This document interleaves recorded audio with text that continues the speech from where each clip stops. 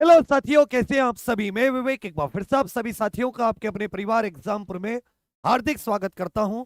हम हैं एग्जामपुर कलम से क्रांति। कि यूं ही नहीं मिलती मंजिल राही को दिल में जुनून सा जगाना पड़ता है। कि यूं ही नहीं मिलती मंजिल राही को दिल में जुनून सा जगाना पड़ता है। और किसी ने पूछा चिड़िया से सुंदर घोंसला कैसे बना, तो बोली उड़ना पड़ता है बार बार, तिनका तिनका उठाना पड़ता है। रस सुल्तान कर दे चढ़ाई। तो साथियों से तिनके तिनके को उठाने के लिए, उस कदर मेहनत कर देने के लिए कि जो आज तुम पर हंसते कल तुम्हारे सम्मान में ताली बजाने के लिए मजबूर हो जाएं।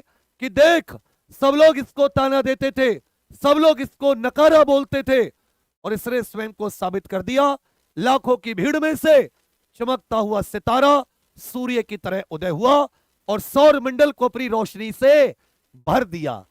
जय होमगार्ड, जय जय होमगार्ड। तो सबके सब साथी पेन कॉपी लेकर बैठ जाइए। एक बच्चा कह रहा था, गुरुजी जैसे तुमने होमगार्ड का माहौल बनाया है, कहते ही लोग अपनी अपनी नौकरी से इस्तीफा देकर होमगार्ड में लगने लगे। मैं बोला अगली भर्ती में लगे, वो अभी हमारे बच्चों को कर लेने दो, जिनसे भी वादा किया है उन्हें लग जाने दो। तो चलिए साथियों, सभी साथी पेन कॉपी लेकर बैठना बहुत अच्छे से। आज भी संपूर्ण सिलेबस जैसा पेपर तुम्हारा आ सकता है। हर दिन तुम एक पेपर दे रहे हो, जब तक एग्जाम होगा 100 सवा 100 पेपर दे चुके होगे। पेपर ऐसे लगेगा तुम्हें, अरे तो सब पढ़ाए, अरे ये भी पढ़ाए, अरे गुरुजी ये भी पढ़ाया, अरे गुरुजी सब पढ़ाया तुमने। पर मिलेगा उसी को मेरा पूरा आशीर्वाद जो करेगा इस क्लास के लिंक को अपने व्हाट्सएप पे शेयर, और जो नहीं करेगा उसको 50% डिस्काउंट करके आशीर्वाद मिलेगा, आधा केवल। तो चलिए शुरू करते हैं। यह साथी उत्तर प्रदेश के उद्योग विकास से भी संबंधित है और ये योजनाओं से संबंधित भी है। यूपी सरकार ने उद्यमी मित्रों के लिए HRMS, human resource management software, human resource management software, human resource management software, ये कब लॉन्च किया है? मैनेजमेंट सॉफ्टवेयर ये साथी कब लॉन्च किया है? अब इसमें आपको एक चीज में ये कंफ्यूज नहीं होना कि भाई सर एचआरएमएस का तो आपने बता दिया, ह्यूमन रिसोर्स मैनेजमेंट सॉफ्टवेयर, या आप इसे सिस्टम भी कह सकते हैं। इससे आप क्या कह सकते हैं? सिस्टम भी कह सकते हैं, एचआरएमएस। लेकिन उद्यमी मित्र क्या है? तो ध्यान दीजिएगा, ये 2023 में उत्तर प्रदेश सरकार ने एक योजना लॉन्च की। कब लॉन्च की कहोगे सर? 2023 में उत्तर प्रदेश ने एक योजना लॉन्च की जिसका नाम था मुख्यमंत्री मुख्यमंत्री युवा उद्यमी मित्र योजना। क्या नाम था इसका? युवा उद्यमी मित्र योजना, युवा उद्यमी मित्र योजना। इसमें लगभग 100 प्लस, लगभग 105 के करीब कह सकते हो, युवा उद्यमी मित्र चयनित किए गए। युवा उद्यमी मित्र इनका चयन किया गया। इनको सरकार ने सैलरी इत्यादि भी बढ़िया दी, 70,000 इत्यादि के करीब। इसमें इनका कार्य क्या था? इनका कार्य था कि जो उत्तर प्रदेश में कोई कंपनी आना चाह रही है, कोई निवेश करना चाह रहा है, तो जो निवेशक है, निवेशकों की मदद करना। मतलब उत्तर प्रदेश के अपने अपने जिन जिलों में इनको लगाया गया, वहां पर साथी निवेश लेकर आना, वहां पर इन्वेस्टमेंट लेकर आना।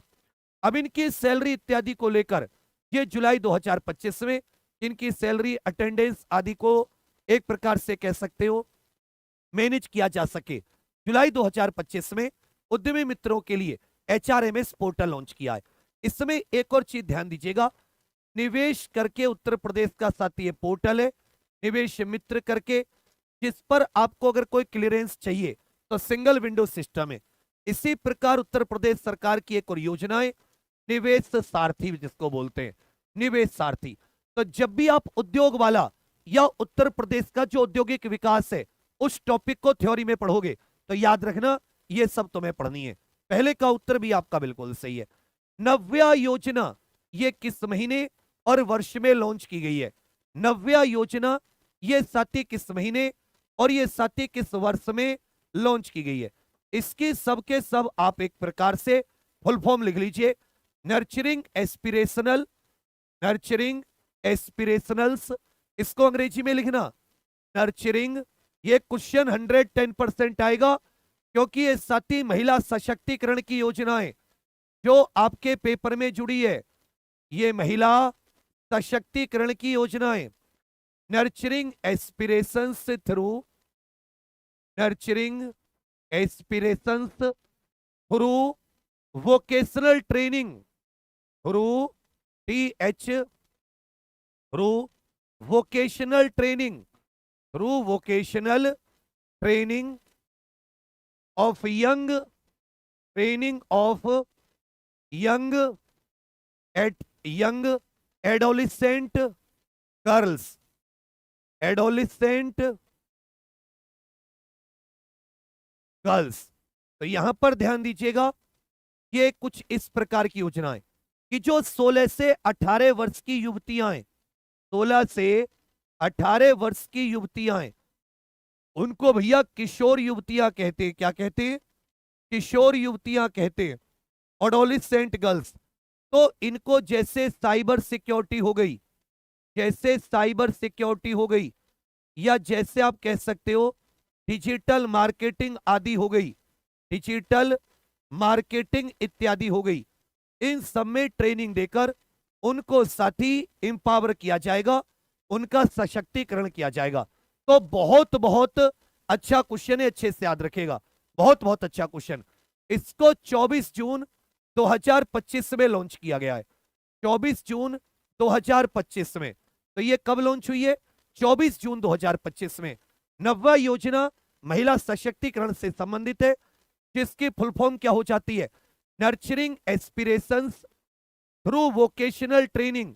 तो NAV, vocational training, training of young adolescent girls, 16 से 18 वर्ष की किशोर युवतियों को साइबर सिक्योरिटी और डिजिटल मार्केटिंग आदि की ट्रेनिंग।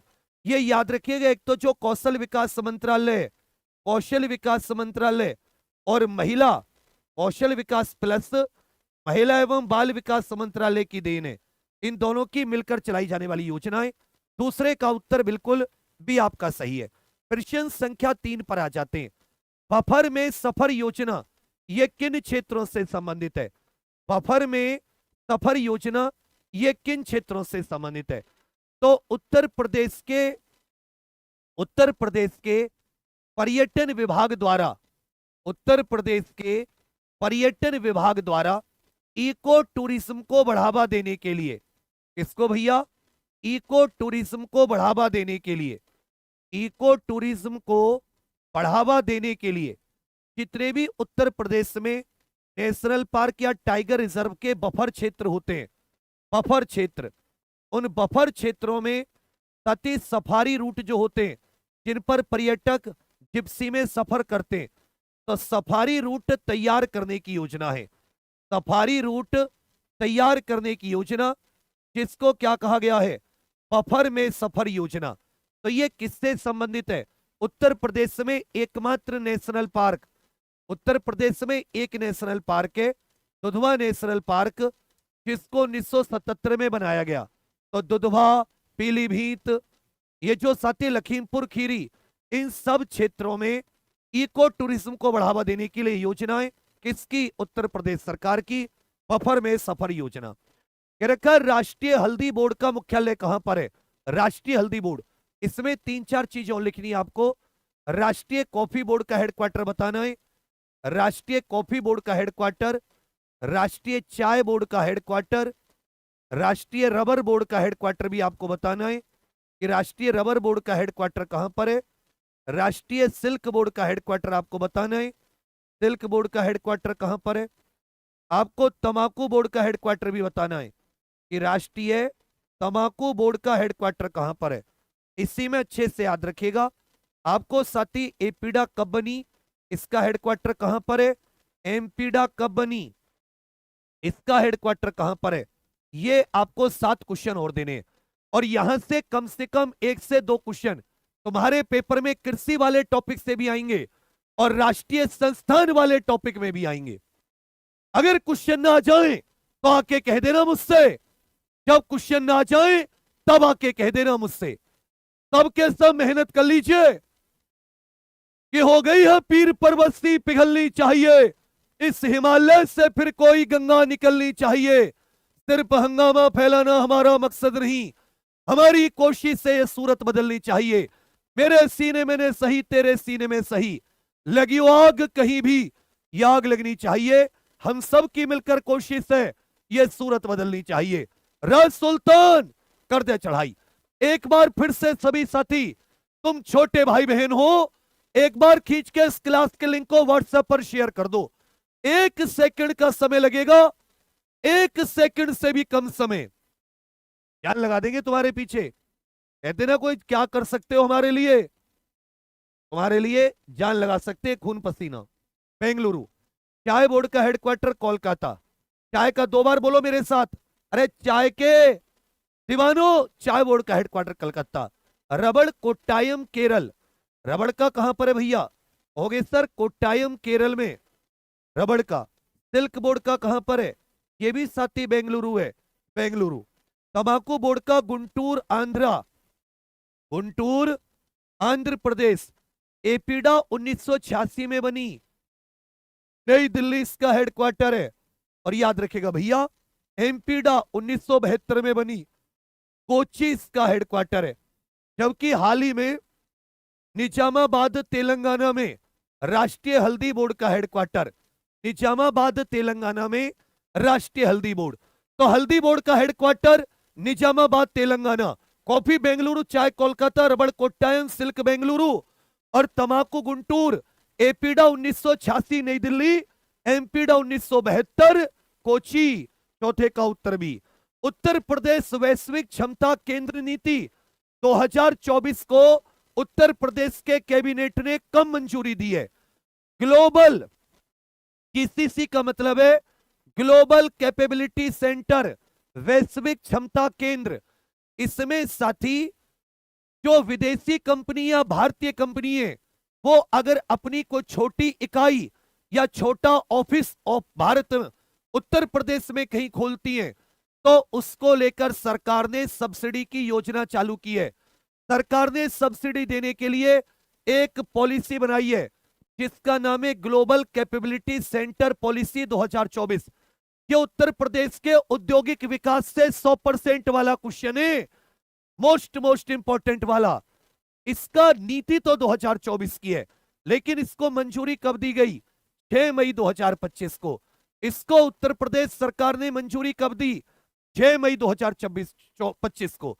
तो जब हम साथी इसकी थ्योरी पढ़ेंगे तो हम जानेंगे कि जो जीसीसी है, किसने कितनी सब्सिडी दी जाती है।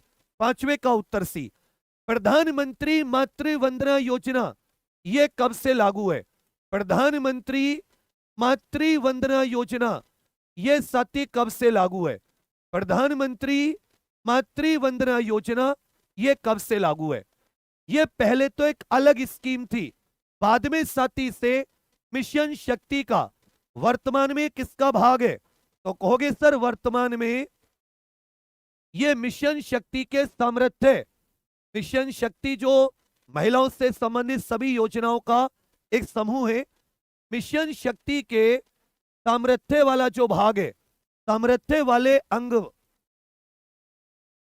का हिस्सा है, सामर्थ्य वाले कंपोनेंट का हिस्सा है मातृ Vandana Yojana.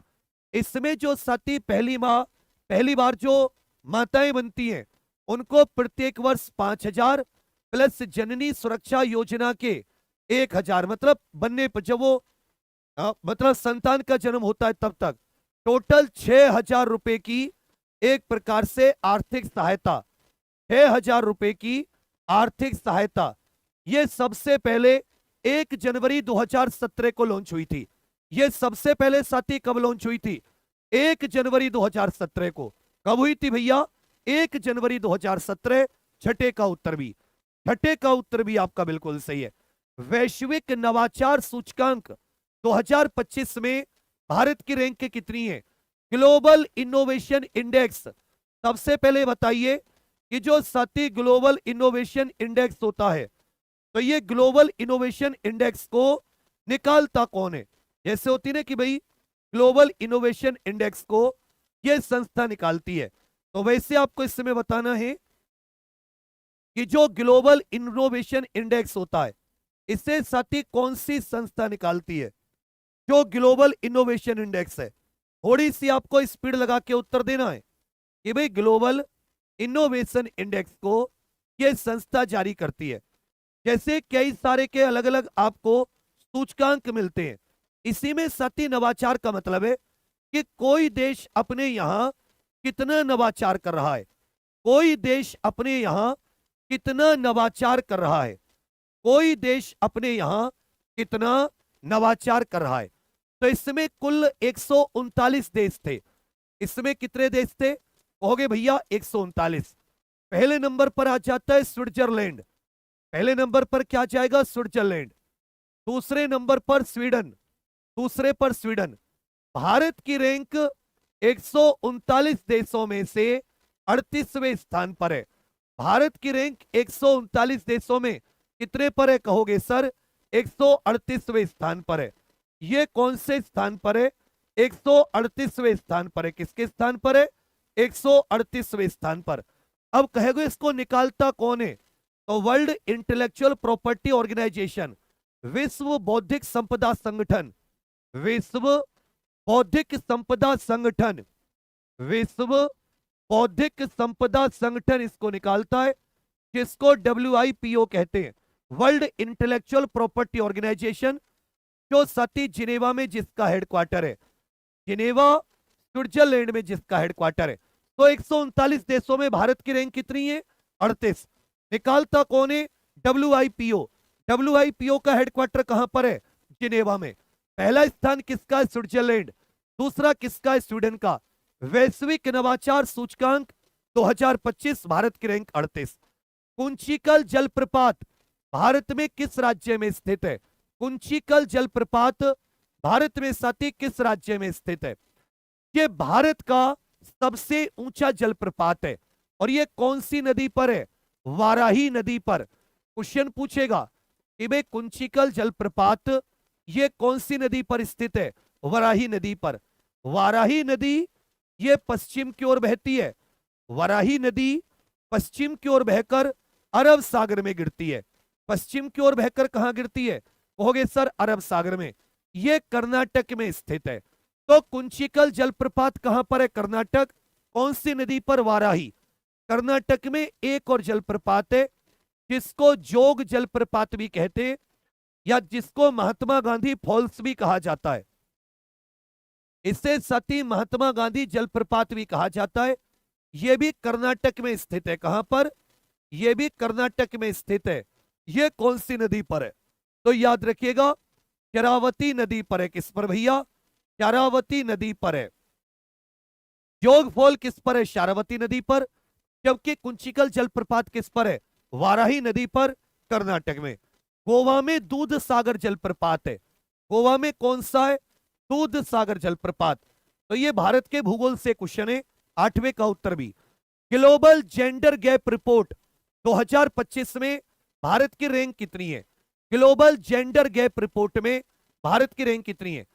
Gender gap report का यहां पे अर्थ हो जाता है, जिससे साथ ही आप जेंडर गैप रिपोर्ट कहते हैं।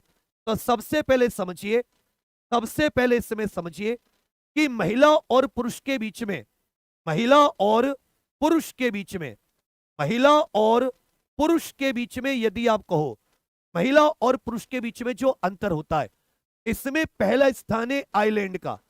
पहला स्थान किसका भैया? आइसलैंड करके जो देश हो जाता है।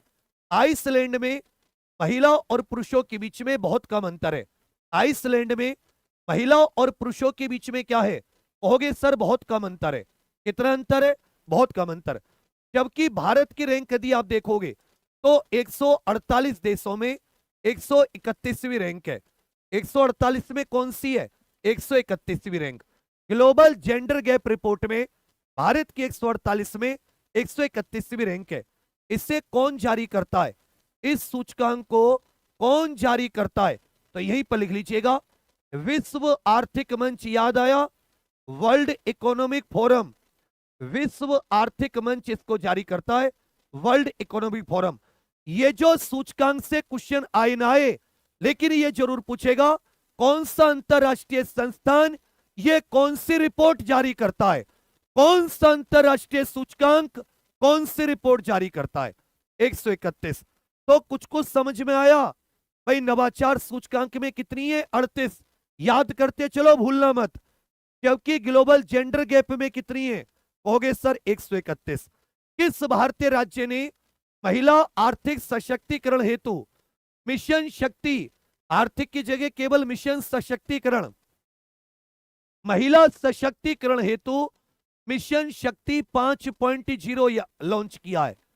सितंबर 2025 में, 20 सितंबर 2025 को किस सरकार ने मिशन शक्ति 5.0 लॉन्च किया है? मिशन शक्ति 5.0। यहीं पर आपको बताना है कि उत्तर प्रदेश की अपनी महिला हेल्पलाइन क्या है? उत्तर प्रदेश की अपनी महिला हेल्पलाइन क्या है? उत्तर प्रदेश की अपनी महिला हेल्पलाइन। खींचकर उत्तर दीजिए।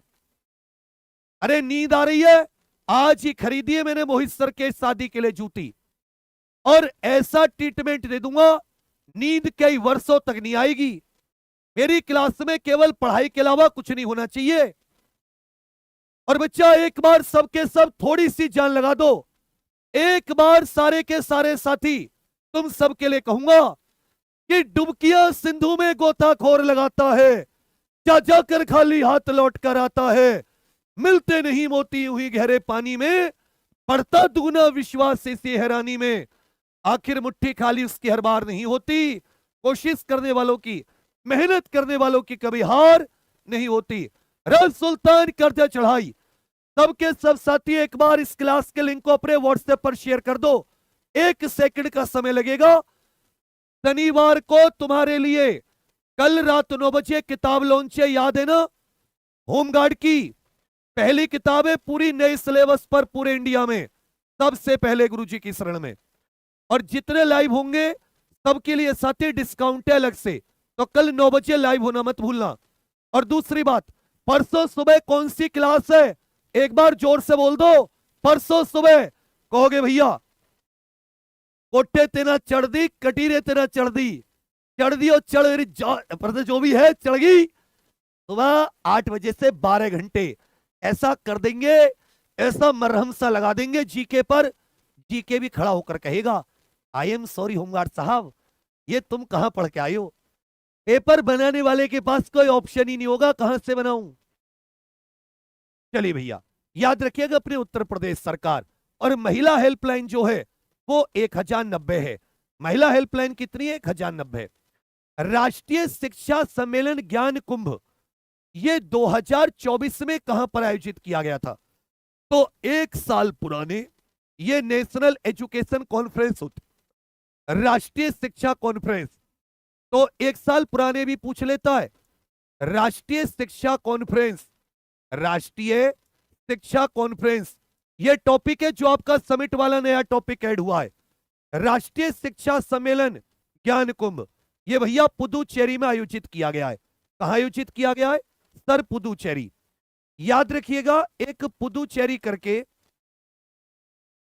यूनियन टेरिटरी है जिसमें 4 जिले आते हैं। एक तो सतीश का पौंडीचेरी तमिलनाडु में स्थित राजधानी आ जाती है, इसी में एक और आ जाता है कराईकल, इसी तरह माहे आ जाता है केरल में, और आ जाता है यनम, यनम आ जाता है याद रखिएगा आंध्र प्रदेश में। कहां पर? आंध्र प्रदेश में। ये जिला कहां पर है? केरल में। और ये दोनों कहां पर है? तमिलनाडु में। ये दोनों कहां पर है? तमिलनाडु में। 1954 से ये हमें फ्रांस से प्राप्त हुए। किससे? फ्रांस से प्राप्त हुए। लेकिन 1962 में ये कानूनी रूप से ट्रांसफर हुए हैं। वैसे तो 1954 में सौंप दिए थे, लेकिन कानूनी रूप से जो प्राप्त हुए हैं भारत को, पौंडुचेरी, ये फ्रांस से प्राप्त हुआ है 1962 में। तो ज्ञान कुंभ कहां पर है? पौंडीचेरी। पूछा है पुलिस महानिदेशक महानिरीक्षकों का अखिल भारतीय सम्मेलन 2024 ये कहां आयोजित किया गया था? जितने भी साथी डीजीपी जो आईजी कॉन्फ्रेंस है 2024, ये 59वीं कॉन्फ्रेंस थी। कौन सी? 59वीं। ये कहां पर आयोजित की गई है?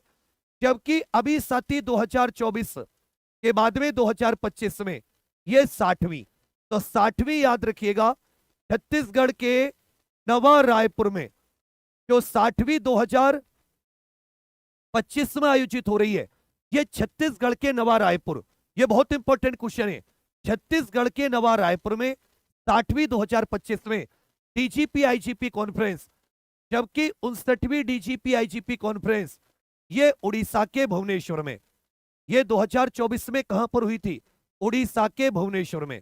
2024 में उड़ीसा के भुवनेश्वर। किसी राज्य का जो पुलिस प्रमुख होता है, राज्य का पुलिस चीफ, उसको डीजीपी कहते हैं। राज्य के पुलिस चीफ को क्या कहा जाता है?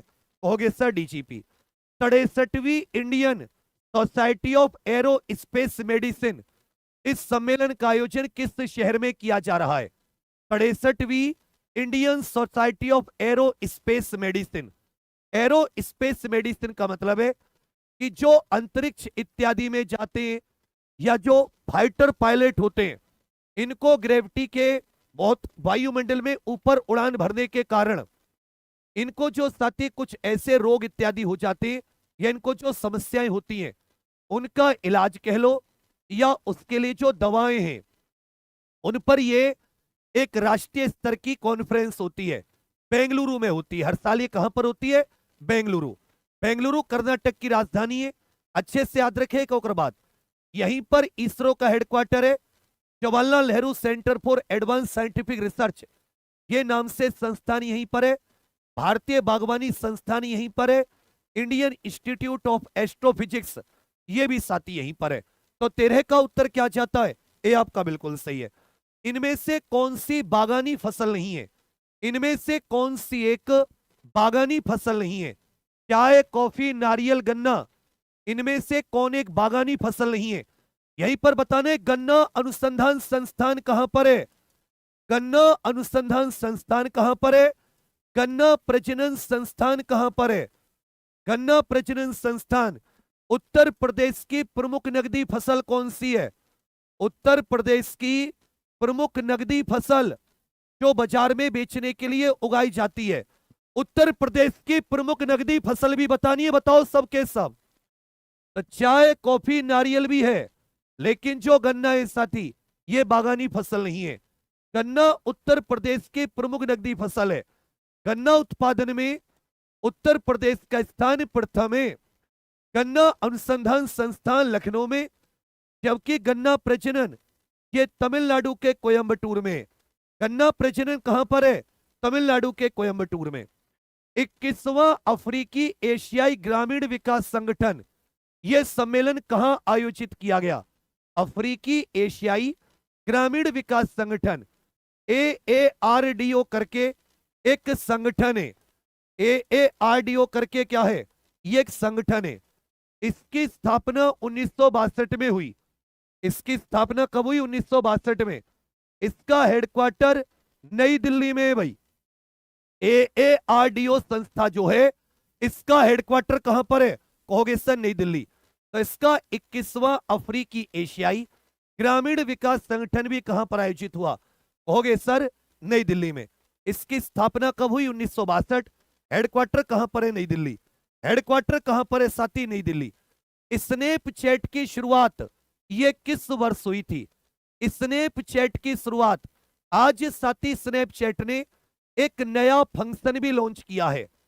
एक नया फंक्शन भी स्नैपचैट नामक सोशल मीडिया कंपनी ने लॉन्च किया है, जिसका नाम है टॉपिक चैट। एक क्वेश्चन चलो पेपर का मैंने लीक कर दिया, एक क्वेश्चन तुम्हारे किसी शिफ्ट में आएगा, कोई माइका लाल क्वेश्चन को रोक नहीं पाएगा। लो ये क्वेश्चन लीक कर दिया अभी से मैंने, ये हो गया लो क्वेश्चन लीक। जाओ मौज लो। पूछेगा इसने किस संस्था ने या किस सोशल मीडिया कंपनी ने नवंबर 2025 में एक नया फंक्शन टॉपिक चैट के नाम से लॉन्च किया है? किस सोशल मीडिया कंपनी ने टॉपिक चैट के नाम से एक नया फंक्शन लॉन्च किया है? तो स्नैपचैट 2011 में आई। 2011 में इवान स्पीगल, बॉब मर्फी और रेगी ब्राउन करके ये 3 व्यक्ति थे जो इसके संस्थापक माने जाते हैं। जो इसके संस्थापक, ये अमेरिकी सोशल मीडिया कंपनी है। स्नैपचैट सबसे पहले स्टोरी का फीचर यही लेकर आए थे। इवान स्पीगल, 3 बार बोलो मेरे साथ, अरे 3 बार बोलो मेरे साथ। Evan Spiegel, Bob Murphy, Reggie brown.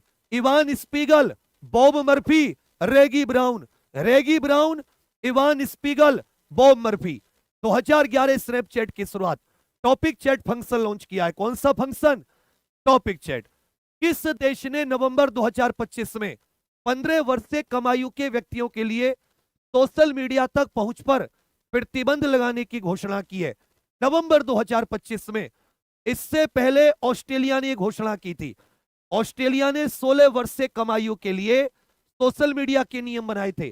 अब नवंबर 2025 में इनमें से कौन सा देश बनाए जिसने 15 वर्ष से कम आयु के लिए, जिसने 15 वर्ष से कम आयु के लिए, 15 वर्ष से कम आयु के लिए, तो कहोगे बढ़िए डेनमार्क। किसने? डेनमार्क।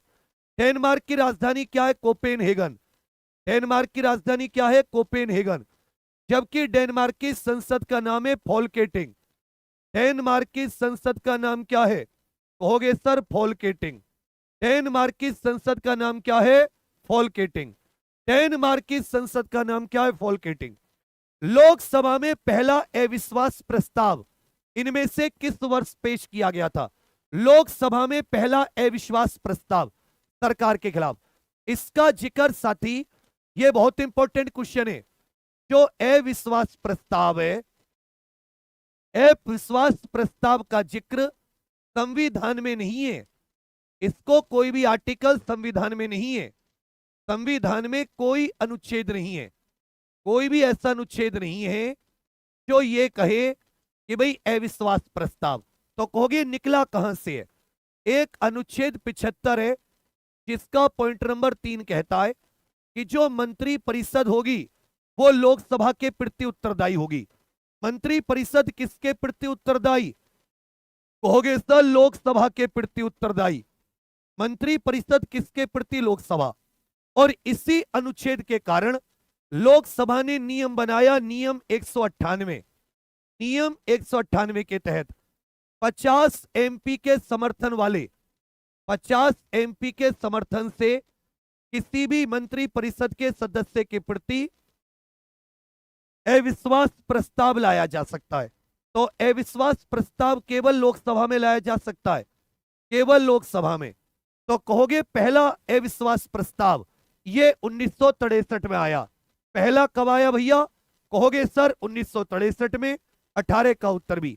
व्हाट्सएप जैसी साइट चीन में कौन सी है? चीन में व्हाट्सएप जैसी साइट को क्या कहते हैं? जैसे साथी व्हाट्सएप है, व्हाट्सएप किस किसने बनाई? जेन कूम करके एक व्यक्ति था, जेन कूम और ब्रायन एक्टन के द्वारा। इनको याद करना, ये फाउंडर पूछता है, सोशल मीडिया कंपनियों के संस्थापक पूछता है भाई, सोशल मीडिया कंपनियों के संस्थापक तुमसे जरूर पूछेगा। वी चैट करके क्या है भैया? वी चैट करके है। यहां पर क्या है? अमेरिका, चीन में कहोगे सर वी चैट। टिकटॉक नामक सोशल मीडिया साइट की शुरुआत कब हुई थी? जैसे साथी टिकटॉक है तो टिकटॉक की शुरुआत, टिकटॉक का फाउंडर बताइए, रोज क्वेश्चन पूछ रहा हूं। टिकटॉक के फाउंडर के बारे में मैं साथी रोज क्वेश्चन पूछ रहा हूं। टिकटॉक के फाउंडर के बारे में मैं रोज क्वेश्चन पूछ रहा हूं। इसकी पेरेंट कंपनी और बतानी है। इसकी साथी पेरेंट कंपनी, इसकी पेरेंट कंपनी का नाम क्या है? ये तो ब्रांड का नाम है, टिकटॉक ब्रांड का नाम है। पेरेंट कंपनी का नाम है बाइट डांस। पेरेंट कंपनी का नाम क्या है? Bite dance. झेंग यिमिंग करके है, क्या नाम है इनका? झेंग यिमिंग, जिन्होंने बाइट डांस की स्थापना की थी। इसी संस्था, इसी कंपनी ने 2016 में, याद रखिएगा, टिकटॉक नामक कंपनी बनाई। तो टिकटॉक ब्रांड है बाइट डांस की। बाइट डांस के संस्थापक कौन है? Zheng Yiming. अर्थशास्त्र किताब किसने लिखी है? अर्थशास्त्र पुस्तक के लेखक कौन है? मेगस्थनीज ने इंडिका लिखी। मेगस्थनीज की किताब का नाम क्या है? कहोगे सर इंडिका। मेगस्थनीज की किताब का नाम क्या है? इंडिका। जबकि अर्थशास्त्र चाणक्य अथवा आचार्य विष्णुगुप्त भी इन्हीं को कहते हैं, कौटिल्य भी इन्हीं को कहा जाता है। इनके 3 नाम है। इनको विष्णुगुप्त भी कहते हैं, कौटिल्य भी कहते हैं, चाणक्य भी कहते हैं। हुमायूं नामा की लेखिका कौन थी? हुमायूं नामा की लेखिका, हुमायूं नामा की लेखिका, हुमायूं की जीवनी है हुमायूं नामा, तो याद रखेगा हुमायूं की बहन गुलबदन बेगम, हुमायूं की बहन अकबर की फूफी गुलबदन बेगम। एंजल एंड डेमंस ये किताब किसने लिखी है? फरिश्ते एवं राक्षस, एंजल्स एंड डेमंस ये किताब इनमें से किसने लिखी है? Michael Crichton, John Grisham, Stephen King या डैन ब्राउन? ये जो डैन ब्राउन करके व्यक्ति है, इसने एंजल्स एंड डेमंस किताब लिखी है। अक्टूबर 2025 में महाराष्ट्र के राज्यपाल आचार्य देवव्रत द्वारा जारी पुस्तक मोदी मिशन के लेखक कौन है? इस तरह के क्वेश्चन जरूर आ जाते हैं। तो महाराष्ट्र के राज्यपाल आचार्य देवव्रत ने किताब लॉन्च की है जिसका नाम है मोदी मिशन। आपको पूछा है मोदी मिशन के लेखक कौन है?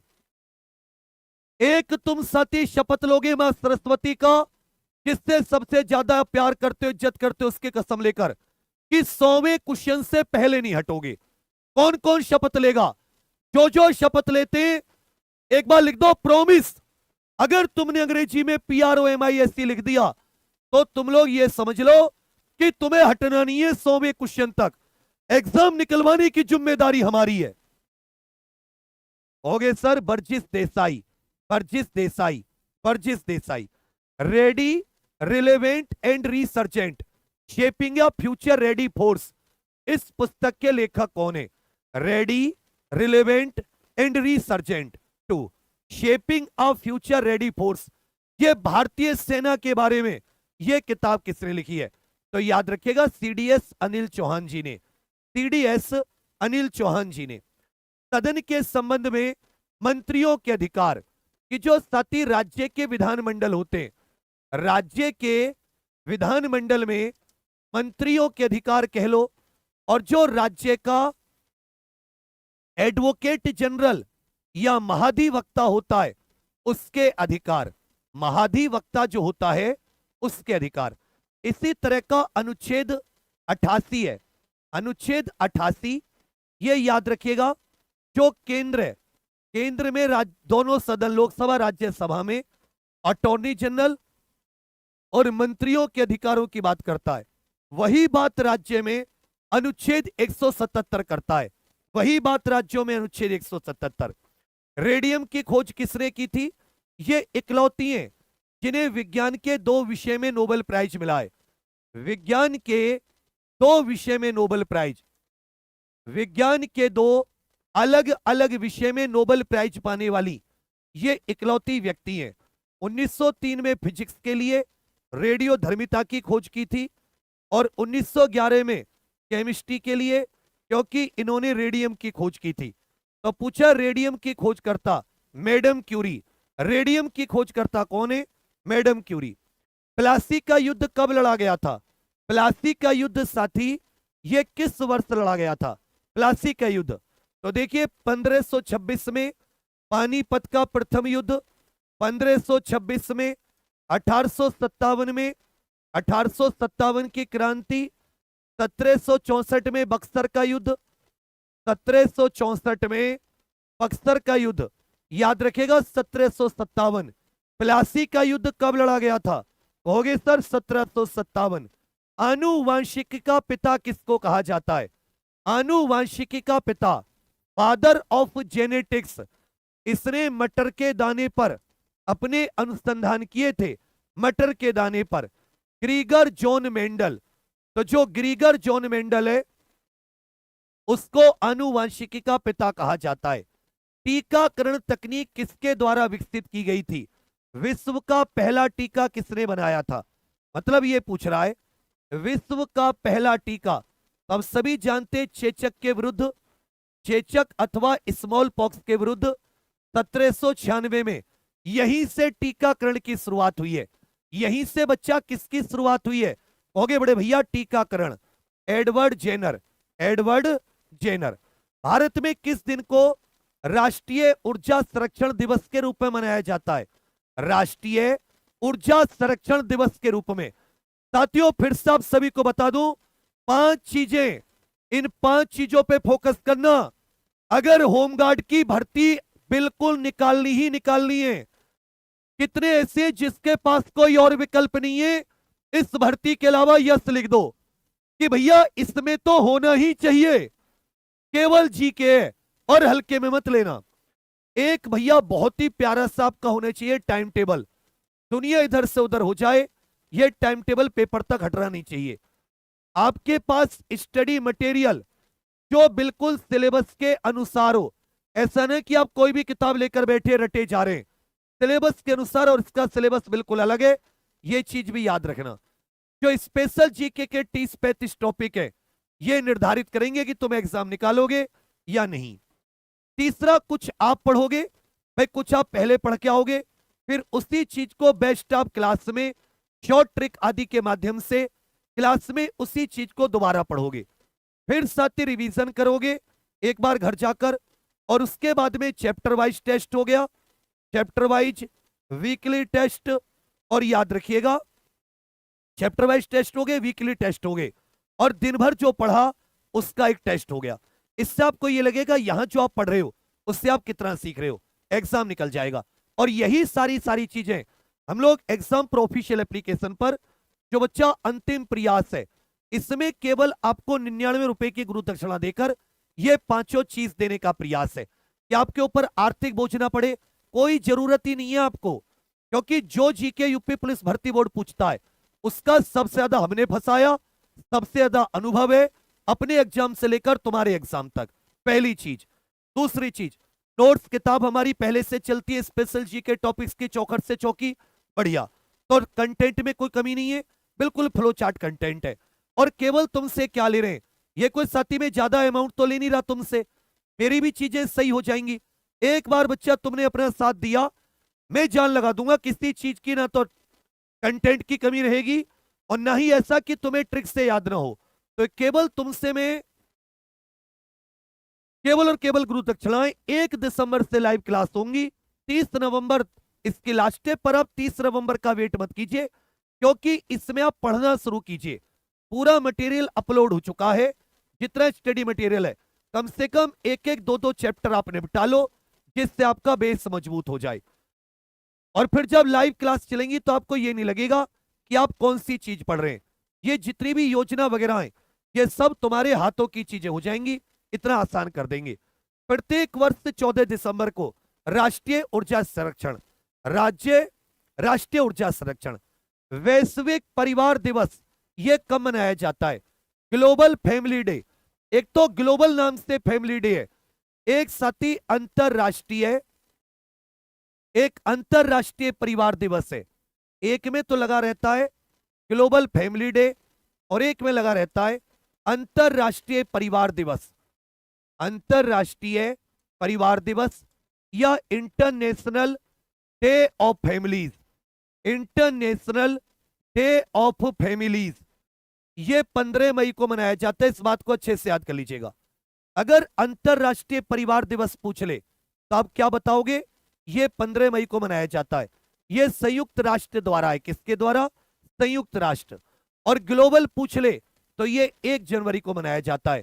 ग्लोबल पूछ ले तो 1 जनवरी। विश्व ब्रेल दिवस कब मनाया जाता है? विश्व ब्रेल दिवस प्रति वर्ष कब मनाया जाता है? विश्व ब्रेल दिवस, लुई ब्रेल का बर्थडे होता है प्रत्येक साल, साथी 4 जनवरी को ब्रेल दिवस। इनमें से कौन सा न्याय संगत प्रकृति का है? न्याय संगत मतलब इसका उल्लंघन या इसको लागू कराने के लिए या इसका अतिक्रमण होने पर या इसको लागू कराने के लिए आप कोर्ट जा सकते हैं। आप कहां जा सकते हैं? कोर्ट जा सकते हैं। बाकी जो दोनों हैं उनको लागू कराने के लिए आप कोर्ट नहीं जा सकते। उनको लागू कराने के लिए आप कोर्ट नहीं जा सकते। तो ना तो मौलिक कर्तव्य के लिए जा सकते हैं, ना राज्य के नीति निर्देशक तत्व। मौलिक अधिकारों के उल्लंघन पर या इनका अतिक्रमण पर या इनको लागू कराने के लिए अब सुप्रीम कोर्ट, हाई कोर्ट जा सकते हो। थिम्पू किस देश की राजधानी है? थिम्पू। इसकी मुद्रा बताइए, इसका राष्ट्रीय खेल बताइए। राष्ट्रीय खेल, इसका साथी राष्ट्रीय खेल भी आपको बताना है। और यहां की राजकीय भाषा क्या है? यहां की ऑफिशियल लैंग्वेज क्या है?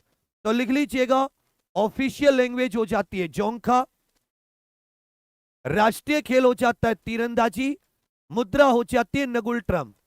मुद्रा क्या हो जाती है भैया? नगुल-ट्रम। थिम्पू भूटान की राजधानी है। थिम्पू किसकी राजधानी है? भूटान की। पूछा है एथेंस इनमें से किस देश की राजधानी है? एथेंस इनमें से किस देश की राजधानी है?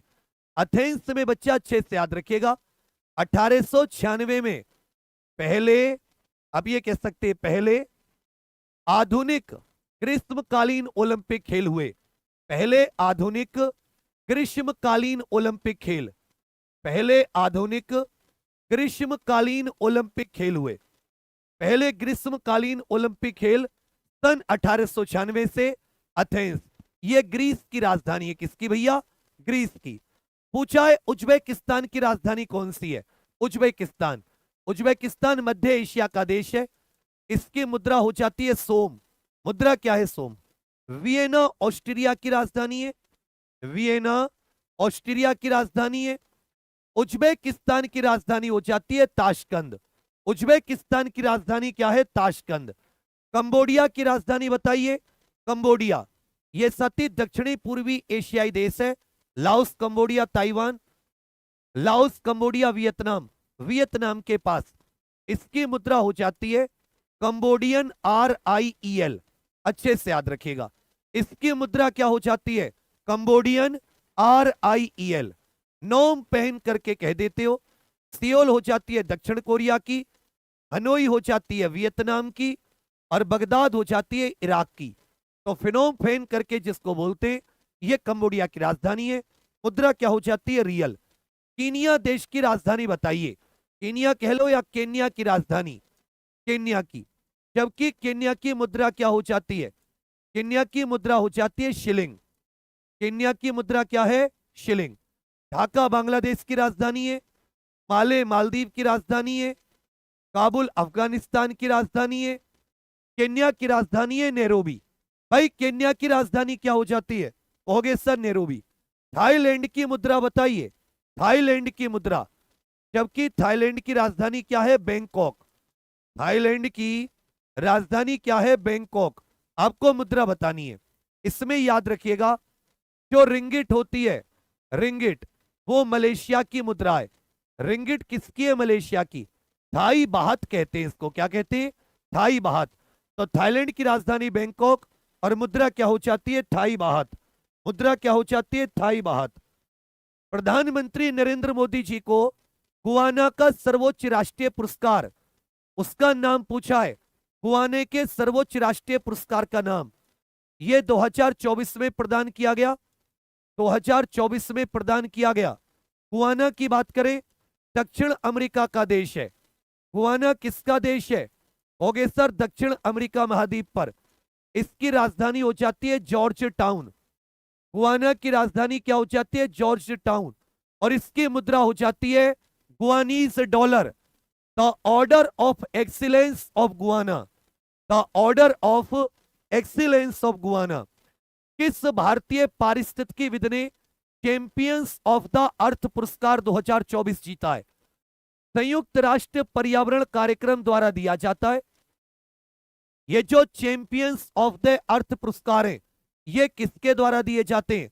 तो कहोगे सर चैंपियंस ऑफ अर्थ पुरस्कार ये किसके द्वारा दिए जाते हैं?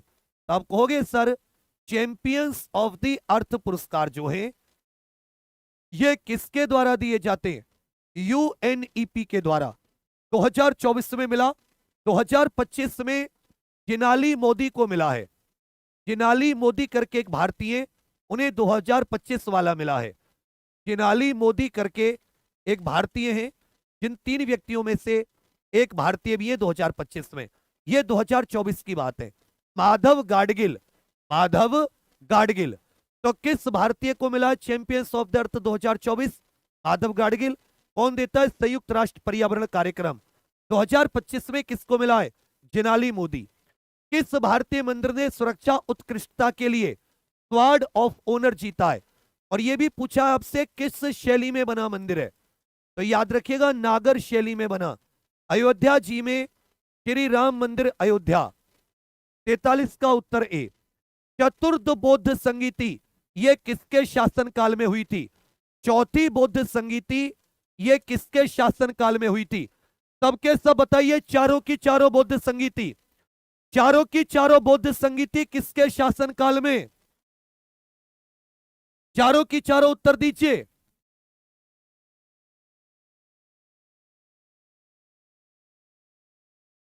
बहुत बढ़िया। कहोगे सर पहली अजात शत्रु के समय पर, अजात शत्रु के समय पर राजगीर 483 बिफोर क्रिस्ट ईसा पूर्व, दूसरी कालाशोक के समय पर 383 वैशाली, तीसरी 250 ईसा पूर्व अशोक के समय पर पाटलिपुत्र, और चौथी राजा कनिष्क के समय पर, कनिष्क के समय पर 72 एडी पहली शताब्दी में कुंडलवन कश्मीर। ये चौथी थी जिससे साथी बौद्ध धर्म महायान और हीनयान तो अलग अलग संप्रदायों में बट गया। 44 का उत्तर डी। आर्थिक और सामाजिक परिषद इकोसोक किसका अंग है? इकोसोक साथी किसका अंग है? एक पूछ रहा है होमगार्ड की वैकेंसी कब आएंगी? अरे 18 नवंबर से फॉर्म भरे जा रहे, 17 दिसंबर लास्ट डेट है फॉर्म भरने की। कितने ऐसे आप में से जिन्होंने फॉर्म भर दिया? कितने ऐसे? सबके सब कमेंट करके बताओ। तो संयुक्त राष्ट्र के 5 सक्रिय अंग हैं। कितने सक्रिय अंग हैं? 5। एक हो जाता है साथी यूनाइटेड नेशंस महासचिव, सचिवालय जिसको कहते हैं। दूसरा यूएनएससी संयुक्त राष्ट्र सुरक्षा परिषद, संयुक्त राष्ट्र इकोसोक। चौथा हो जाता है संयुक्त राष्ट्र महासभा, और पांचवा याद रखिएगा अंतरराष्ट्रीय न्यायालय, यह संयुक्त राष्ट्र का अंग है। 45 का भी। 7वें गुटनिरपेक्ष शिखर सम्मेलन के समय भारत के प्रधानमंत्री कौन थे? 7वें गुटनिरपेक्ष सम्मेलन के समय जो 7th गुटनिरपेक्ष सम्मेलन था, जिसे नन अलाइनमेंट समिट भी कह सकते हैं, नाम समिट भी कह देते हैं इसको। इसको क्या कह दिया जाता है? कहोगे सर इसे नाम समिट भी कह दिया जाता है। 1983 में हुआ था नई दिल्ली में। तो सोचो 1983 नई दिल्ली में हुआ 7वां, उस समय कौन प्रधानमंत्री थी? इंदिरा गांधी। इंदिरा गांधी। G20 के सदस्यों में 19 देशों के अलावा कौन से 2 समूह शामिल हैं? तो मैंने अभी 2-3 दिन पहले बताया था, इसमें 19 देश African union plus European union 1999 में बना। अभी 2025 में इसका जो सम्मेलन है ये जोहान्सबर्ग दक्षिण अफ्रीका में, जोहान्सबर्ग दक्षिण अफ्रीका में। जबकि अगला जो होना है 2026 ये मियामी अमेरिका में होना है। कहां पर? Miami America. ये सब क्वेश्चन पूछे जाएंगे आपसे। यूरोपीय संघ और अफ्रीकी संघ। भारतीय प्रतिभूति और विनिमय बोर्ड का हेडक्वार्टर, सेबी का हेडक्वार्टर पूछा है। सेबी का, सेबी का हेडक्वार्टर। जिसने फॉर्म नहीं भरा ज्यादा समय मत लगाइए कि यूं ही नहीं मिलती मंजिल, राही को दिल में जुनून सा जगाना पड़ता है। और किसी ने पूछा चिड़िया से सुंदर घोंसला कैसे बना? तो बोली उड़ना पड़ता है बार बार, तिनका तिनका उठाना पड़ता है। रस सुल्तान 3700 क्वेश्चन तक रुकने का वादा किया था सेबी। देखिए स्थापना तो 1988 में हुई, स्थापना 1988, लेकिन इसका जो वैधानिक दर्जा मिला है, वैधानिक दर्जा, वो जनवरी 1992 से मिला। कब से भैया? जनवरी 1992 में इसके लिए संसद ने कानून बनाया। इसका हेडक्वार्टर मुंबई में। तुहिनकांत पांडे, ये तुहिनकांत कुछ करके नाम है, सेबी के मुखिया हैं। एशियाई विकास बैंक का हेडक्वार्टर कहां पर है? एडीबी, एशियन डेवलपमेंट बैंक का हेडक्वार्टर। याद रखिएगा 1966 में स्थापना हुई। इसमें 69 सदस्य देश हैं। वर्तमान में कितने? 69 सदस्य देश हैं। अच्छे से याद रखिएगा। एशियाई विकास बैंक के सदस्य कितने हैं? 69 देश। इसकी राजधानी, इसके जो मुख्यालय फिलीपींस की राजधानी मनीला में है। इसका मुख्यालय कहां पर है? फिलीपींस की राजधानी मनीला में। इनमें से किसके नेतृत्व में कोल विद्रोह हुआ था? किसके नेतृत्व में कोल विद्रोह? ये बहुत इंपॉर्टेंट 4 विद्रोह बता रहा हूं, एक पेपर में आएगा। कोल विद्रोह छोटा नागपुर, पठार वर्तमान का झारखंड, 1831-32 में अंग्रेजों के विरुद्ध। दूसरा याद रखिएगा संथाल विद्रोह, सिद्धू एंड कान्हू, संथाल विद्रोह, ये साथी 1855 से 56 तक। तीसरा हो जाता है नील विद्रोह जिसको कहते हैं, इंडिगो रिवोल्ट, ये बिल्कुल तुरंत बाद 1857 की क्रांति के बंद होने के तुरंत बाद 1859 में। और चौथा साथी मुंडा विद्रोह, मुंडा विद्रोह भगवान बिरसा मुंडा के नेतृत्व में 1899 से 1900 के करीब। यहीं पर याद रखिएगा 15 नवंबर को किस रूप में मनाया जाता है? 15 नवंबर को जनजातीय गौरव दिवस के रूप में। 15 नवंबर किस रूप में मनाया जाता है? जनजातीय गौरव दिवस। तो अच्छे से याद रखिएगा इनमें से कौन बुद्धू भगत जो थे, ये अच्छे से याद रखिएगा, कोल विद्रोह के नेतृत्व करता थे। कोल विद्रोह के नेतृत्व। कौन सा संगठन आर्थिक स्वतंत्रता सूचकांक जारी करता है? इनमें से कौन सा संगठन है जो आर्थिक स्वतंत्रता सूचकांक जारी करता है? आर्थिक स्वतंत्रता सूचकांक इनमें से कौन सी संस्था जारी करती है? 2025 में भारत की रैंक अच्छे से याद रखिएगा 184 में 128वीं है। 184 में कौन सी है? कहोगे सर 128वीं। पहले नंबर पर है सिंगापुर, पहले नंबर पर सिंगापुर, भारत 128वीं रैंक है। कौन सी रैंक? 128। ये हेरिटेज फाउंडेशन है, ये जारी करती है आर्थिक स्वतंत्रता सूचकांक। हेरिटेज फाउंडेशन, भारत की रैंक कितनी? 128वीं, पहली रैंक सिंगापुर की। भारतीय साइबर अपराध समन्वय केंद्र की स्थापना ये दिल्ली में किस वर्ष की गई थी? I4C भी कह देते, Indian cyber crime coordination centre, ये मोस्ट इंपॉर्टेंट है। Indian cyber crime coordination centre, Indian cyber crime coordination centre करके है ये, Indian cyber crime coordination centre, जिसको शॉर्ट में I4C कहते। ये केंद्रीय गृह मंत्रालय के अधीन है। I4C किसके अधीन काम करता है? तो याद रखिएगा साथियों, जो जा रहा है भाड़ में जाने दो, तुम टिक के पढ़ना, गृह मंत्रालय के अधीन। इस योजना को जो मंजूरी मिली थी, योजना को मंजूरी 2018 में। योजना कब मंजूर हुई? 2018 में। जब किसका उद्घाटन कब किया गया? उद्घाटन 2020 में किया गया। केंद्रीय गृह मंत्रालय के अधीन है I4C 2018 में, नई दिल्ली में। कहां पर है भैया? नई दिल्ली। नई दिल्ली। राष्ट्रीय साइबर क्राइम हेल्पलाइन क्या है? 1930।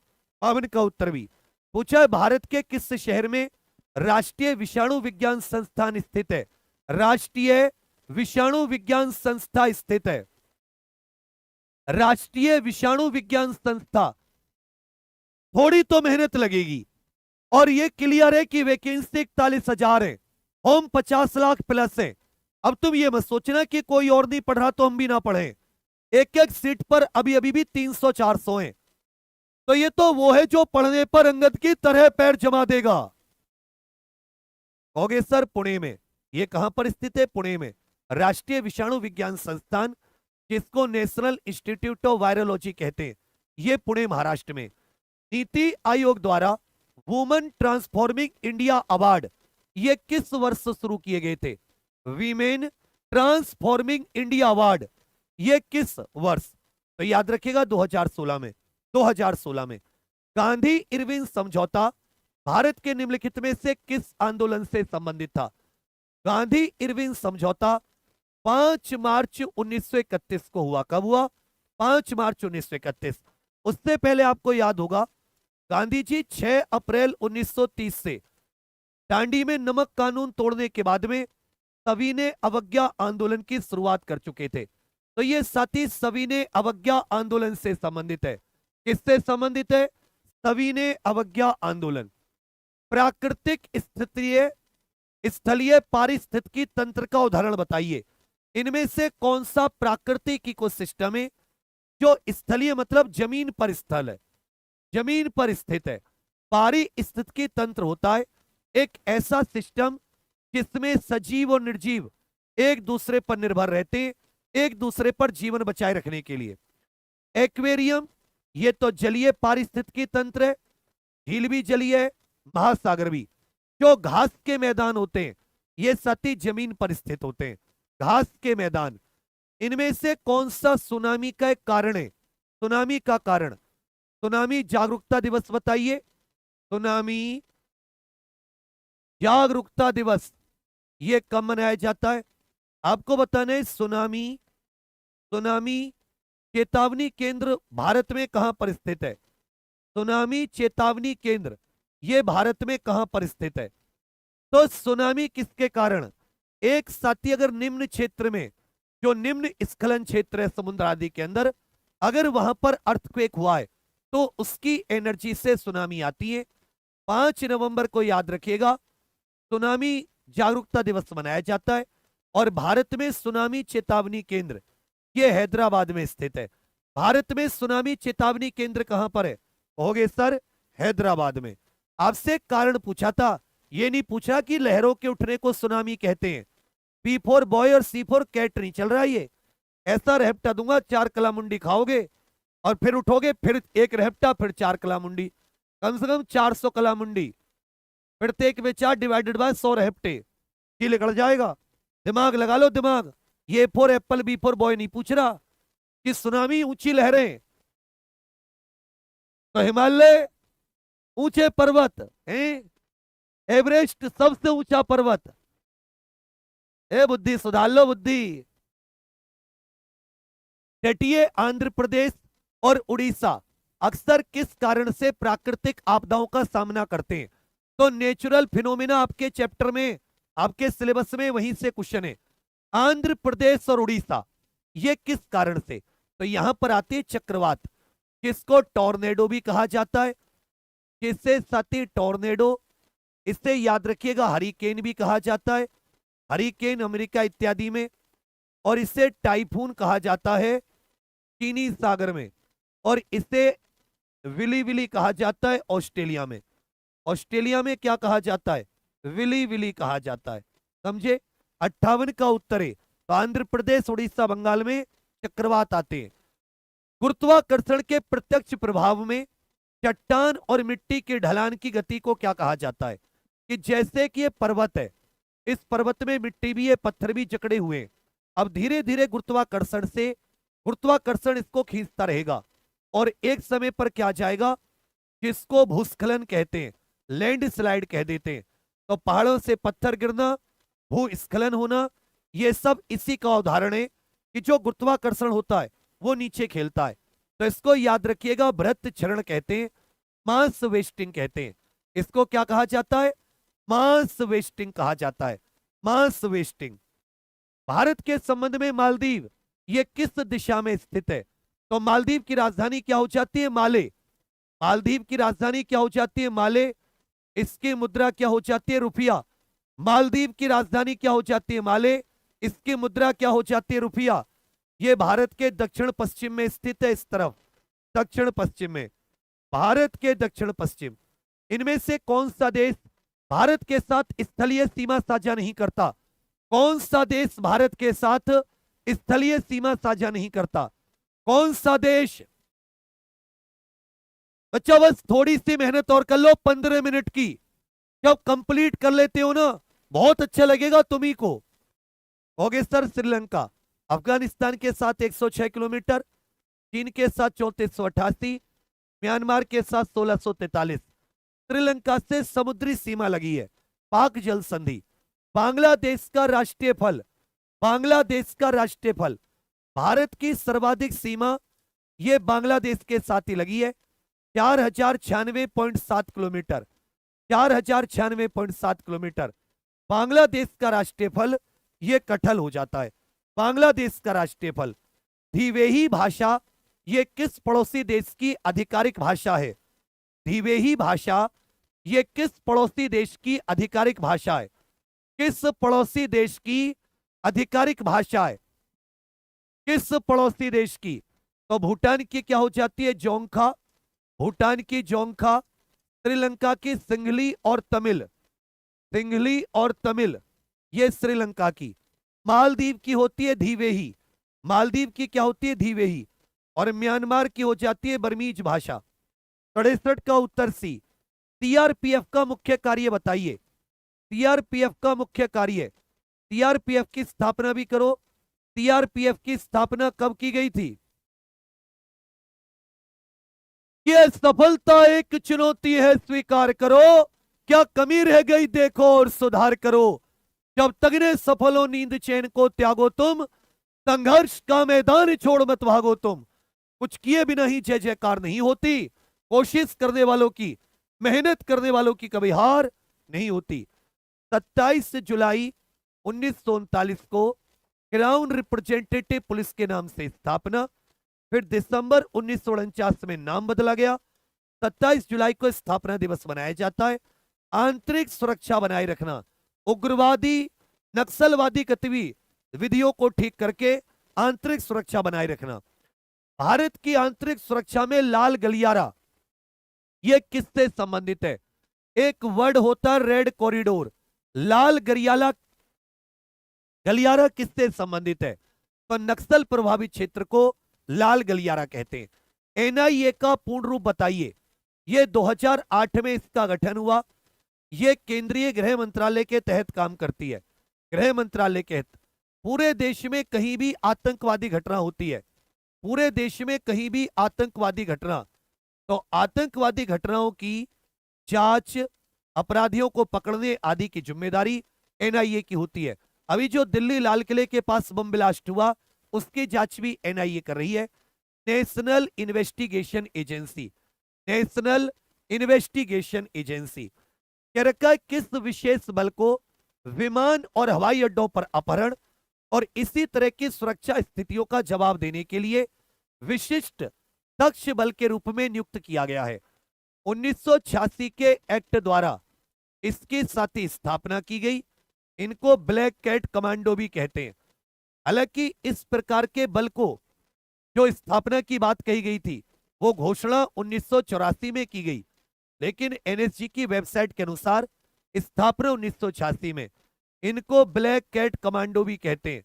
इसकी डायरेक्ट भर्ती नहीं होती, इसमें साथ ही पैरामिलिट्री और जो अपनी आर्मी इत्यादि होती है, आर्मी इत्यादि होती है, वहां से डेपुटेशन पर लोग जाते हैं। एनएसजी बोलते हैं national security guard, national security guards, जिसको साथी एनएसजी। 67 का उत्तर डी आपका बिल्कुल सही है। आईबी के वर्तमान निदेशक कौन है? इंटेलिजेंस ब्यूरो, ये भी गृह मंत्रालय के तहत काम करती है। देश की आंतरिक खुफिया, ये साथी आंतरिक स्तर की खुफिया जानकारी इकट्ठी करती है। आंतरिक देश के अंदर खुफिया जानकारी, इंटेलिजेंस ब्यूरो, तपन कुमार तपन डेका, ये इसके मुखिया हैं। एसएसबी के नए महानिदेशक कौन है? सशस्त्र सीमा बल। एसएसबी की फुल फॉर्म क्या है? सशस्त्र सीमा बल। एसएसबी की फुल फॉर्म क्या है? सशस्त्र सीमा बल। 1963 में स्थापना। भारत भूटान भारत नेपाल सीमा की रक्षा, भारत भूटान और भारत नेपाल सीमा की रक्षा करती है। भारत भूटान भारत नेपाल, याद रखिएगा। संजय सिंघल कौन हो जाते भैया? संजय सिंघल। मानवाधिकार संरक्षण अधिनियम के अनुसार एनएचआरसी का अध्यक्ष कौन हो सकता है? राष्ट्रीय मानवाधिकार संस्थान, राष्ट्रीय मानवाधिकार आयोग 12 अक्टूबर 1993 को बना।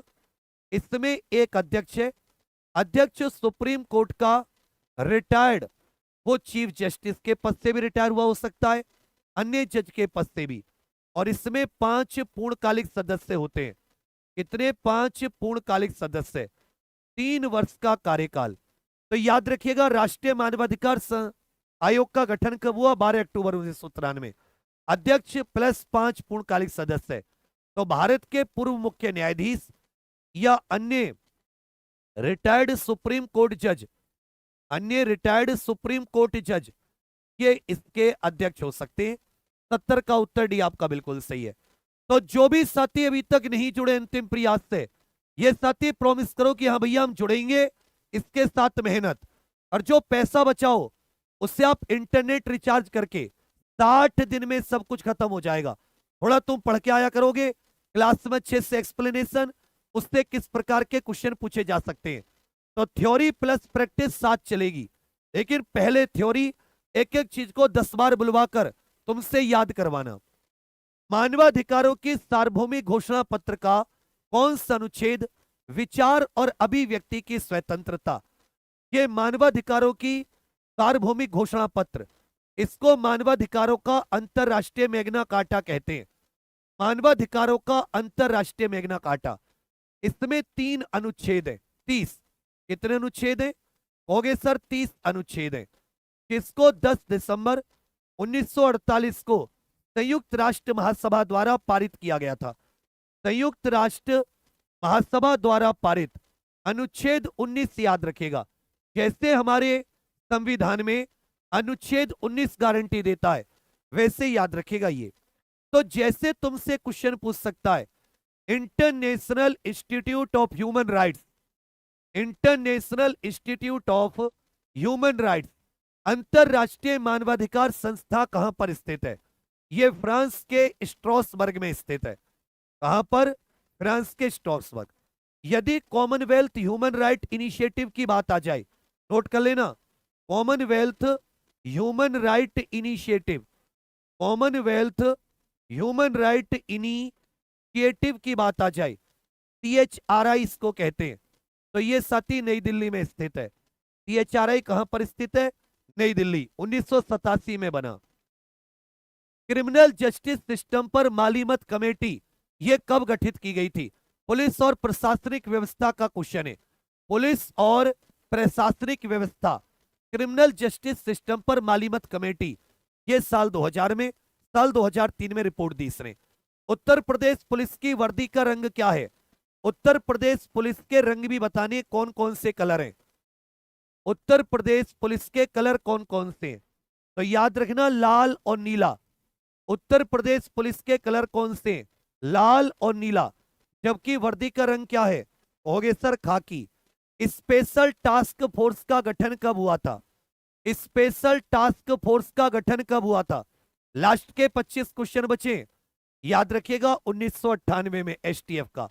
उत्तर प्रदेश राजस्व परिषद के अध्यक्ष, उत्तर प्रदेश में राजस्व परिषद सबसे पहले 1831 में, उस समय इलाहाबाद वर्तमान प्रयागराज, इसकी 2 विंग है।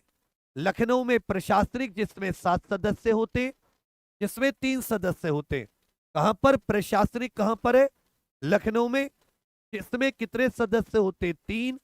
और इसकी प्रयागराज में याद रखिएगा न्यायिक विंग है।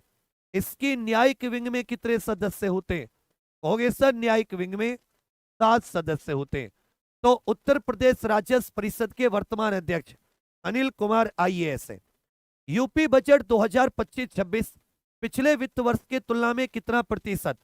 पिछले वित्त वर्ष की तुलना में 8,08,736 करोड़ रुपए का बजट है, जो पिछली बार की तुलना में लगभग 10% ज्यादा है। पिछली बार की तुलना में कितना? 9.8%। यूपी की GDP 2017-18 में 12.89 लाख करोड़ थी, जो 2024-25 में अनुमानित कितनी हो गई? उत्तर प्रदेश की GDP याद रखिएगा भैया, ये हो गई लगभग 27.51 लाख करोड़। शिक्षा क्षेत्र में कुल बजट का कितना प्रतिशत दिया गया? 2025-26 के उत्तर प्रदेश बजट का शिक्षा में कितना?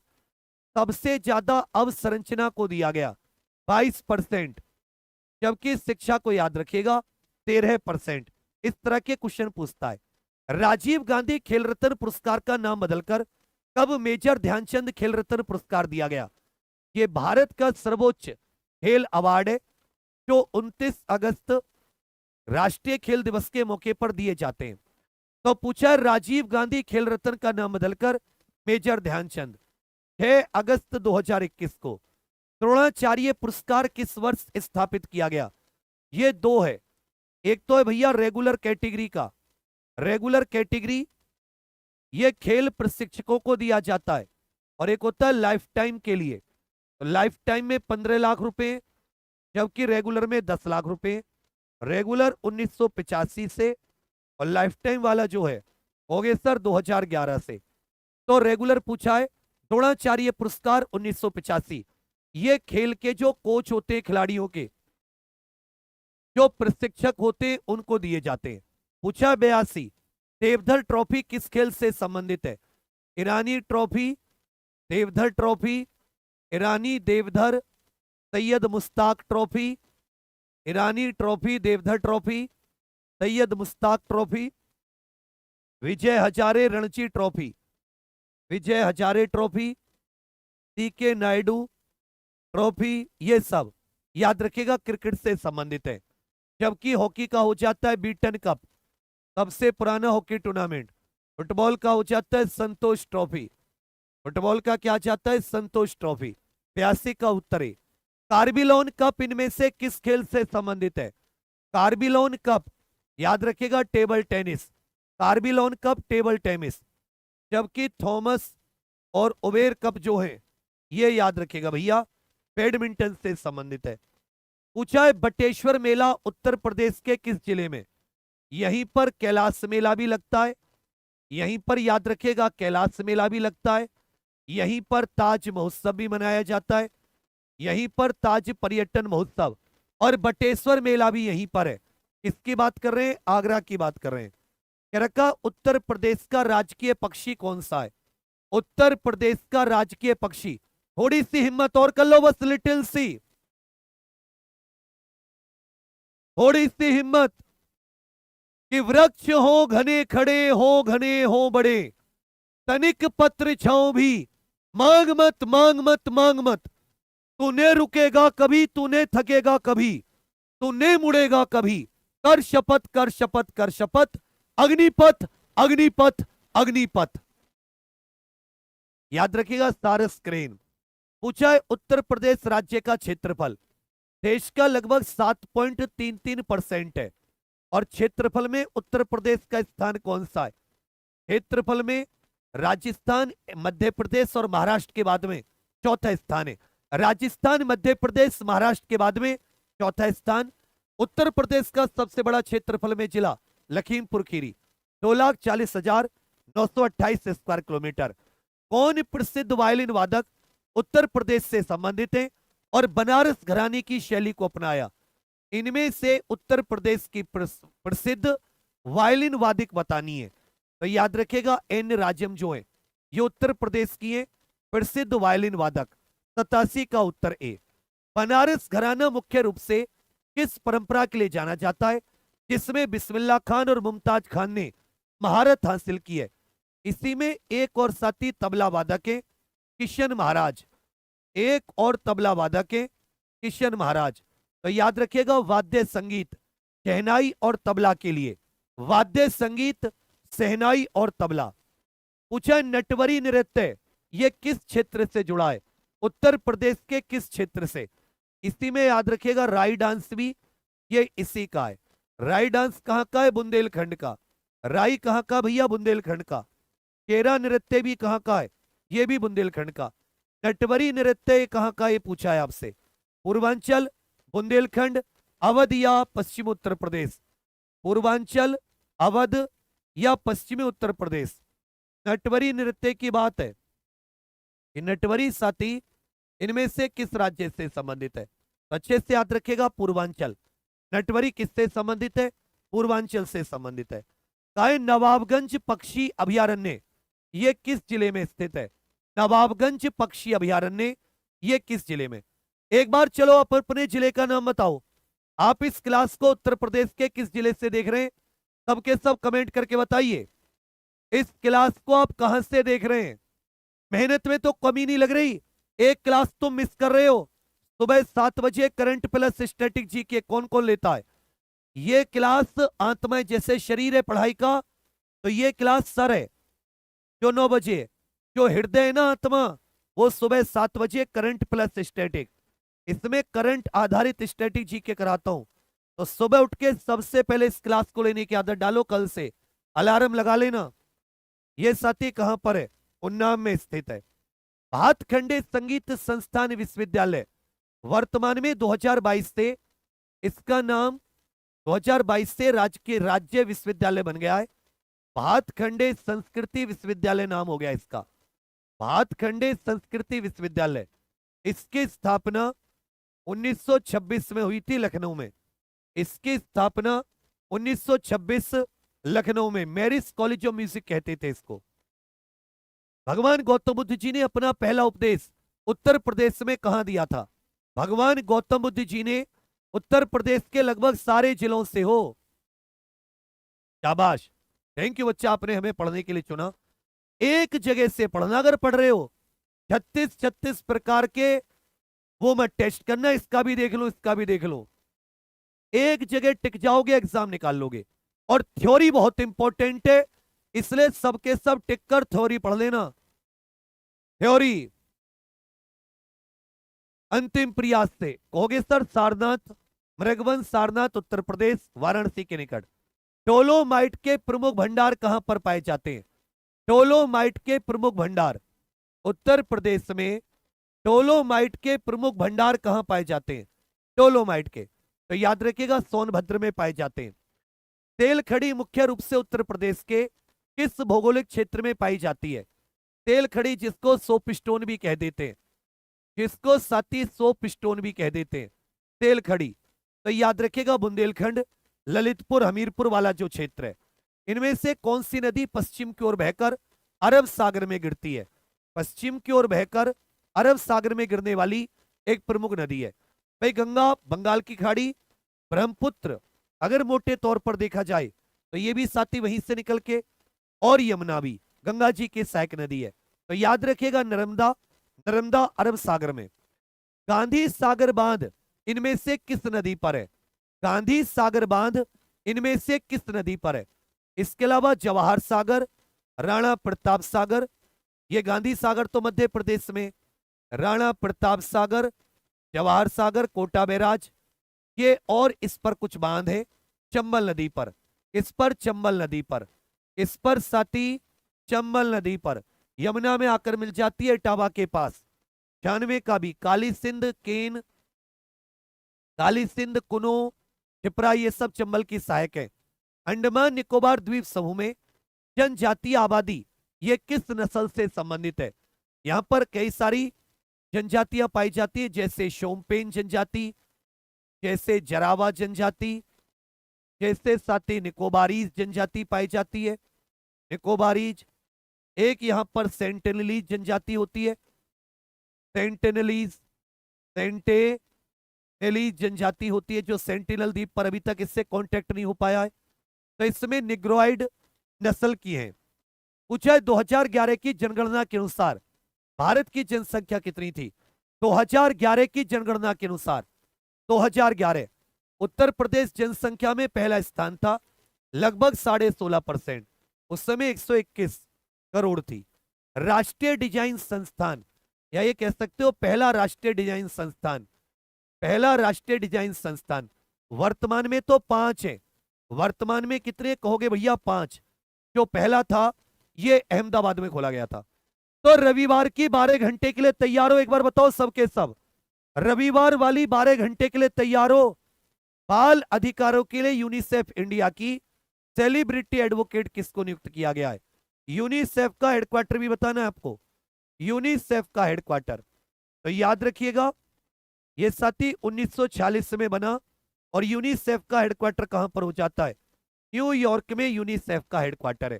कीर्ति सुरेश ये बाल अधिकारों की एडवोकेट बनी है। तो कल रात 9 बजे सबके सब जितने बाद में इसको रिकॉर्डेड भी देखते, सबके सब लाइव आ जाना। बहुत ही सस्ती किताब लॉन्च हो रही है, लेकिन वन ऑफ दी बेस्ट, और इंडिया की होमगार्ड की पहली किताब, उत्तर प्रदेश में पहली किताब है होमगार्ड की, जो कंप्लीट सिलेबस कवर कर रही है, नया सिलेबस। तो कल सबके सब 9 बजे यहां पर लिंक लग रहा है, 1 सेकंड में उस लिंक को सबके सब लाइक करके चले जाना। वो समझूंगा कि तुम्हारी गुरु दक्षिणा मेरे पास पहुंच गई। और अभी साथी जो भी नहीं जुड़े, आप हर दिन अपना समय बर्बाद कर रहे हैं, 24 घंटे बिता रहे हैं इधर इधर क्वेश्चन देखकर, अगले दिन कुछ भी याद नहीं रहेगा, पेपर तक तो तुम्हें क्या घंटा याद रहेगा। अगर थ्योरी नहीं पढ़ोगे तो इन 99 रुपए इनकी एफडी जरूर करा लेना, 30 साल बाद जब रिटायर हो गए तो 99 रुपए 999 बन चुके होंगे। अरबपति से खरबपति। एलन मस्क भी यूं कहेगा आई एम सॉरी बाबू, खड़ा होकर सैल्यूट मारेगा। एफडी जरूर करा लेना। और सुनो, एफडी एसबीआई में कराना, ज्यादा ब्याज मिले तुम्हें, उसको बचा के रख लेना। अंटी में बिल्कुल एकदम, कोई लेना चाहे 99 रुपयों को, एक कम 100, मास्टर के पास ना जाए, क्योंकि उसमें कंटेंट दे रहा है, क्रम से पढ़ा रहा है, एक्सपीरियंस है, वो नहीं चाहिए। कोशिश करके सबके सब साथी जुड़ जाना एग्जाम प्रोफिशियल एप्लीकेशन के अंतिम प्रयास से। ये इतना आपका आर्थिक बोझ ही हटा दिया। मैं भी इसको 500-800 का निकाल सकता था, पर मेरा था कि नहीं। और तुलना कर लेना जिससे मन हो, अपनी नॉलेज में 1 महीने बाद और बाकियों की नॉलेज में। बाकी आप सभी के लिए बहुत सारी शुभकामनाएं। कल समय से आ जाना, ऐसा नहीं बाद में आए, शुरुआत में आ जाना। बहुत बढ़िया किताब है। बाकी क्लास कैसी लगी कमेंट करके सब लोग बताना। मेहनत करेंगे बच्चा, जितना मुझ में दम है, जितनी मुझ में ताकत है। थोड़ा सा तुम लोगों ने साथ दे दिया ना, मैं इन आफत से निकल जाऊंगा। मैं बहुत मुस्कुराने वाला व्यक्ति हुआ करता था, अरे मेरी मुस्कुराहट सब चली गई। टेंशन है अब बेशक केवल जीवन में, तुम्हारे सहारे में टेंशनों से मुक्त हो जाऊं। मेरे से जितना खुश इंसान नहीं होगा इस दुनिया में। तो सबके सब साथी थोड़ा सपोर्ट कर देना, बढ़िया मेहनत करेंगे। कंटेंट तो तुमने देख ही लिया कितना प्यारा दिया है। बाकी फिर से आप सभी के लिए बहुत सारी शुभकामनाएं। थैंक यू, धन्यवाद। और परसों फिर मेहनत करूंगा रविवार को सुबह 8 बजे से। जय हिंद।